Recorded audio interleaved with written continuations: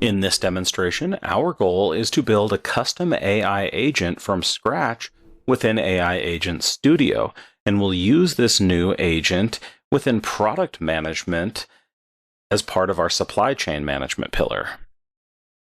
The AI agent that we will build, which we're going to name the Item Comparison Advisor, aims to support design engineers by assisting them in comparing item details, such as technical specifications, costs, approval statuses, and lead times. This empowers engineers to make informed decisions more quickly, ensuring product decisions are both cost-effective and in compliance with organizational standards. These engineers can query against the agent to compare and contrast products which may appear to be very similar at first glance, but require further investigation. The main stages that we're going to go through in defining and building this agent first begins with defining our data sources and the actions associated with it. Then we'll create the tools that the agents can use in order to fetch or display detailed information.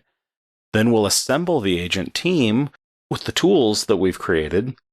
And finally, we'll do some testing by prompting the AI agent within our debug mode. So with all of that said, let's get into our demonstration environment and get to work. I'm in a demonstration environment, I've logged in, and I'm on the landing page and I've selected Tools, and here I see my access to AI Agent Studio. So we'll enter AI Agent Studio. The AI Agent Studio is the workspace that we use to build, configure, and deploy custom AI agents. Our first step in the process will actually be at the lowest level, which is creating a business object. So down on the bottom menu, we'll select Business Object. And we're going to add a new one. Our family is our pillar, Supply Chain Management, and the product is Product Management. And we'll give our business object a name.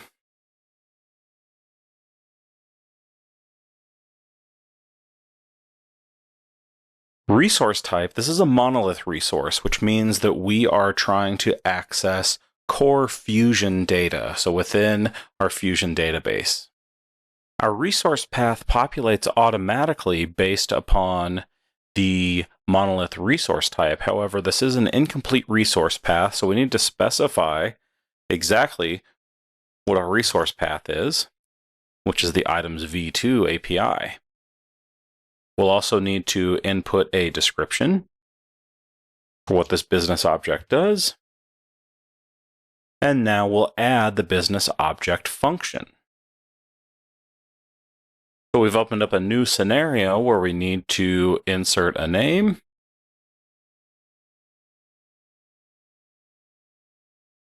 A description. The operation type, which is HTTP GET, which is essentially saying we're trying to retrieve data. We're not looking to insert or augment or anything like that. We just want to query and retrieve data information. And lastly, we'll put in a more specific resource path. Upon entering that resource path, our parameters and business object fields populate automatically, but we do need to insert some more information into these. So we'll click on the actions and the edit icon for the item number, and we'll give that a description.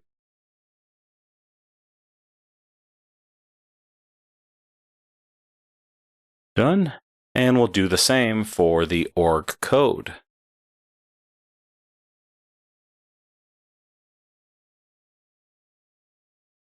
Once that's all complete, we can be done with our scenario, and we can create the new business object. Upon completion of the business object creation, we can move forward with our next step, which is creating a deep link. So we'll go down here to the menu again and select the deep link. And again, we're going to add one because we're building from scratch. So we'll click Add.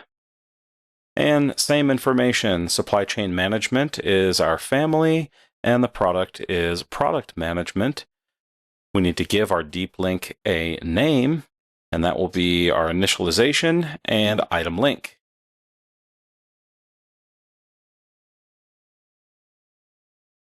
Relative URL is something that we have access to, so we'll provide that, as well as a description.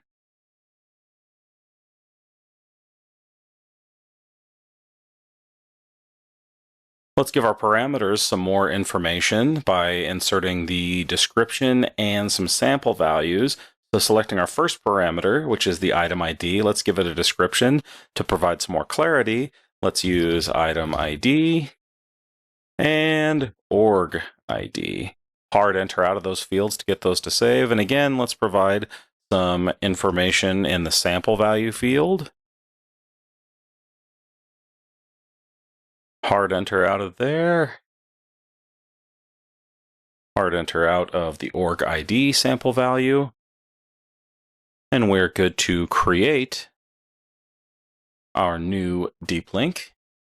Now it's time to create a tool. So we'll skip over the topics for now, not necessary in this particular demonstration, but we do need to create tools which leverage these new business object and deep links. Again, so we're going to add and create some new tools. First tool is using our business object. And we'll give the tool a name.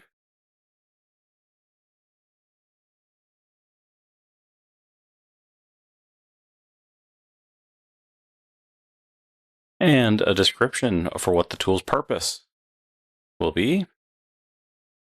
And now we need to reference our business object. There's our get item details business object. And we can proceed with creating the tool. And now we'll need to add another one for the deep link. This will enable us from within our agent to link to the specific item information within Fusion. So this will be tool type deep link, and we'll give a name, as well as a description. And we need to add the deep link.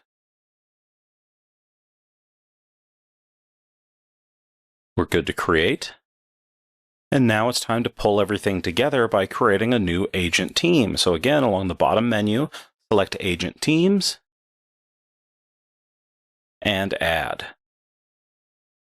We'll have to give our new team a name, and that will be our Item Comparison Advisor.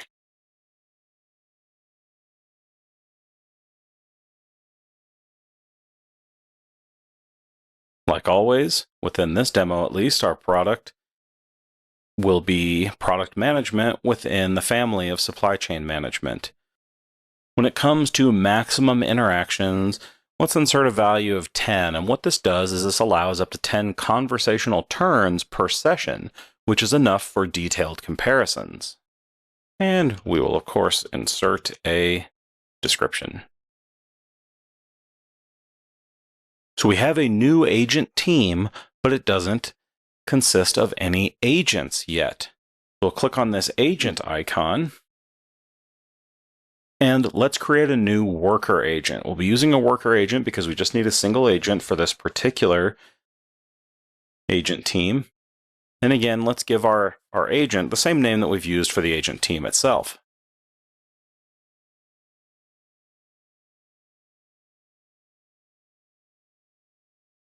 Same story as before, supply chain management, product management, same number of interactions. New description, and now we've come to our first prompt within this demonstration. And let's give a little background information on the prompt.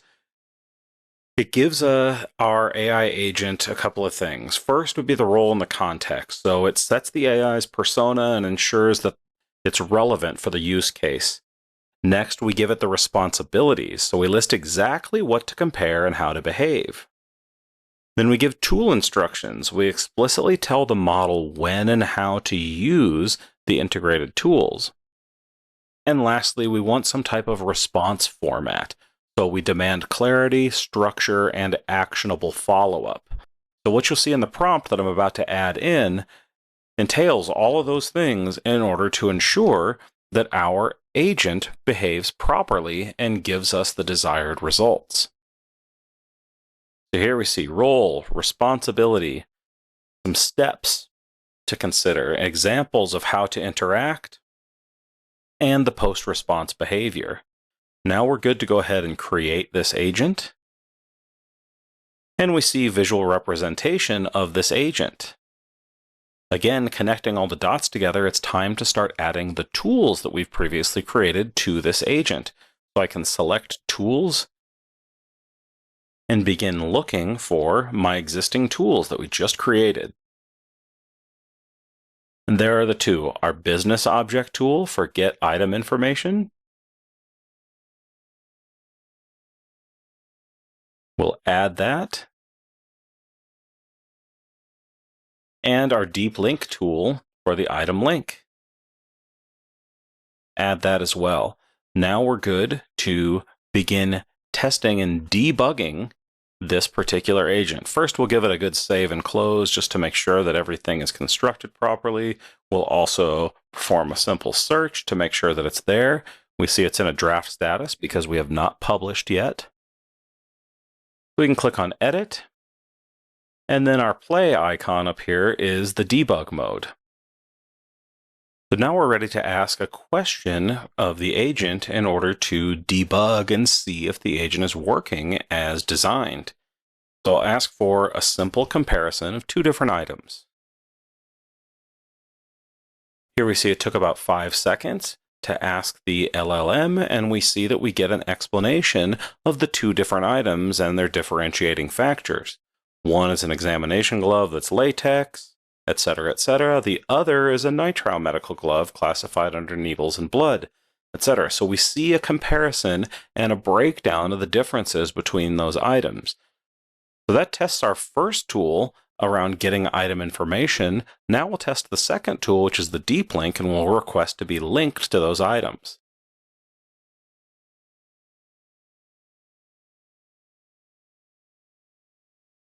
Okay, and we see in just under 8 seconds, we've used the tool for the item link, and we see 2 links provided. So let's click on the first one and see if it navigates us successfully into the Fusion user interface in order to view the item information.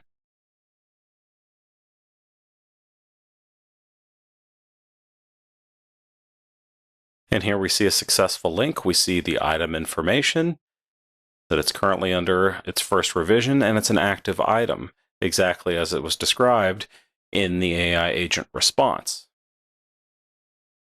Returning back to AI Agent Studio and testing the second link.